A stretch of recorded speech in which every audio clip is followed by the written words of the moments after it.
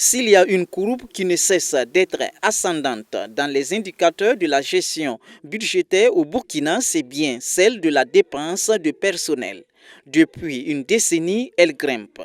De 245 milliards de francs CFA en 2010, les dépenses de personnel de l'État vont s'établir à 878 milliards de francs CFA en 2020. Ce n'est qu'un secret de polichinelle de dire que le gouvernement a du mal à la maîtriser. Bon, il n'y a pas beaucoup de pays au sein de l'UEMOA qui respectent cette norme. Je crois que la dernière, 2018, il doit y avoir deux ou trois pays seulement. Ça veut dire que c'est difficile pour les États, dans le contexte actuel, avec les charges qu'ils ont, de respecter cette norme-là qui veut que 30%, on ne dépasse pas les 30% de nos recettes fiscales consacrées à la masse salariale. Et on doit optimiser un peu le budget à ce niveau pour dégager des ressources qui vont permettre de construire des routes, des postes de santé qui améliorent le quotidien de l'ensemble de la population. Mais ça reste un pari. Ce pari, le gouvernement a tenté de le relever depuis quelques années par plusieurs approches. La dernière était la remise à plat des salaires. Et maintenant, sa nouvelle trouvaille, c'est d'influer sur les recrutements de la fonction publique. Vous avez tous remarqué qu'il n'y a pas eu beaucoup de recrutement. Cette année, ça va être comme ça encore pendant quelques années. Le nombre d'entrées à la fonction publique va baisser, en tout cas les nouveaux entrants. Et le gouvernement compte aussi, dans sa stratégie, redéployer un certain nombre d'agents dans des postes où ils sont plus utiles.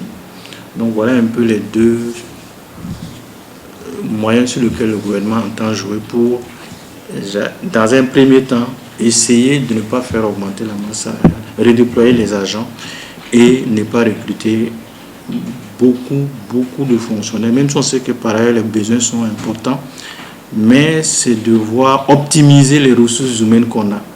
Vous avez vu qu'il y a eu des recrutements, un recensement au niveau du MENA. Cette nouvelle stratégie offre certes à long terme des perspectives de solutions au gouvernement dans ses efforts de maîtrise de la masse salariale. Mais elle semble plus être une stratégie qui résout un problème pour en créer d'autres. Mais en soi, ce n'est pas une bonne nouvelle, hein. C'est un problème. Ça veut dire qu'on aura de plus en plus de pression au niveau du ministère de la fonction publique pour les recrutements. Les gens vont se battre pour être dans le dernier carré. Et ça fait aussi une nouvelle pression sur le gouvernement parce que ça veut dire que les concours, il faut apprendre à les gérer pour qu'il y ait moins de fraude. Et ça ne va pas être évident. Et socialement, c'est difficile pour les parents et les diplômés qui vont sortir. Le développement des projets entrepreneuriaux, est-ce que ça peut absorber ceux qui sortent? Je ne suis pas sûr. Est-ce qu'il sera prêt à consentir des facilités fiscales aux entreprises pour qu'ils embauchent, pour réduire le chômage? Ça, c'est des équations un peu qu'il faut voir, analyser comment on peut trouver une alternative.